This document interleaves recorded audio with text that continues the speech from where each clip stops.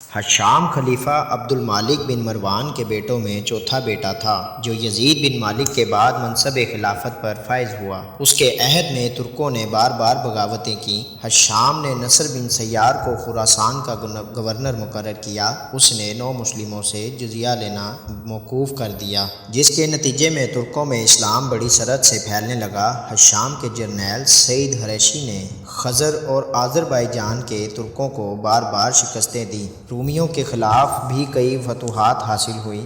ہشام کے عہد میں زید بن علی زین العابدین نے کوفہ میں خروج کیا، مگر جب موقع آیا تو اہل کوفہ ساتھ چھوڑ گئے، چنانچہ زید بن علی نے انہیں رافضی کا خطاب دیا۔ آخری معرکے میں زید پیشانی میں تیر لگنے سے انتقال کر گئے۔ ہشام نے 19.5 برس خلافت کرنے کے بعد 125 ہجری 742 عیسوی میں وفات پائی۔ خلیفہ ہشام بن عبد المالک 105 ہجری تا 125 ہجری کے قاضی کے پاس بیٹھا ہوا تھا۔ اتنے میں قاضی کی عدالت میں 2 آدمی حاضر ہوئے، ایک ابراہیم بن محمد بن طلحہ اور دوسرا خلیفہ ہشام کا درباری سپاہی گویا ہوا۔ قاضی صاحب، امیر المؤمنین اور ابراہیم علیہ السلام کے درمیان ایک تنازع ہے۔ امیر المؤمنین نے مجھے اپنی جانب سے نیابت کے لیے بھیجا ہے۔ قاضی، تمہاری نیابت پر 2 گواہ مطلوب ہیں۔ درباری سپاہی: کیا آپ سمجھتے ہیں کہ میں امیر المؤمنین کی طرف سے کچھ جھوٹ بولوں گا؟ حالانکہ میرے اور ان کے درمیان دور کا فاصلہ نہیں ہے،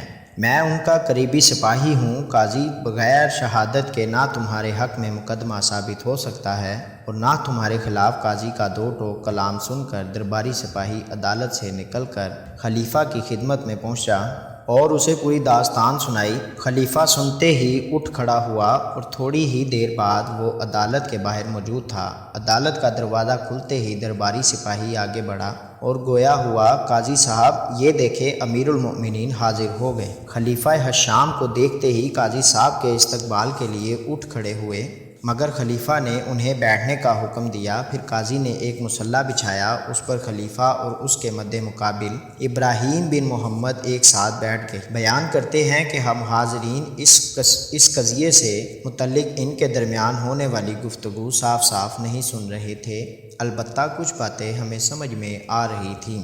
دونوں مدعیوں نے اپنے اپنے دلائل بیان کیے۔ قاضی نے دونوں کی مفصل گفتگو کے بعد خلیفہ ہشام کے خلاف فیصلہ دیا۔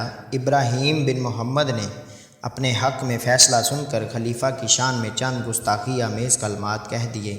مزید یہ بھی کہا کہ تمام تعریف اللہ ہی کے لیے ہے جس نے لوگوں کو روبرو تیرا ظلم ظاہر کر دیا۔ یہ سن کر خلیفہ طیش میں آ گیا اور کہنے لگا: جی چاہتا ہے کہ تیری گردن پر ایسی ضرب لگاؤں جس سے تیری ہڈی سے تیرا گوشت الگ ہو جائے۔ ابراہیم بن محمد نے کہا: اللہ کی قسم، اگر آپ نے ایسا کیا تو ایک عمر دراز اور حق قرابت رکھنے والے کے ساتھ یہ غیر مناسب سلوک ہوگا۔ خلیفہ ہشام نے کہا: ابراہیم، اس قضیے کو صیغہ راز میں ہی رہنے دو۔ ابراہیم نے جواب دیا: اگر میں اس مقدمے کو صیغہ راز میں رکھا تو اللہ تعالیٰ میرے اس گناہ کو قیامت کے دن پوشیدہ نہ رکھے، یعنی میں ضرور لوگوں کو بتاؤں گا۔ خلیفہ کہنے لگا: میں اس مقدمے کو چھپانے کے لیے تمہاری 1,00,000 درہم عنایت کروں گا۔ جب خلیفہ کی وفات ہو گئی تو ابراہیم بن محمد کی زبان سے لوگ یہ کلمات سنا کرتے تھے، چنانچہ میں نے خلیفہ کی حیات میں اس مقدمے کو اس کی عطا کردہ قیمت کے عوض چھپائے رکھا، اور جب اس کی وفات ہو گئی تو اس کی خوبی کے اظہار کے لیے اس راز کو فاش کر دیا۔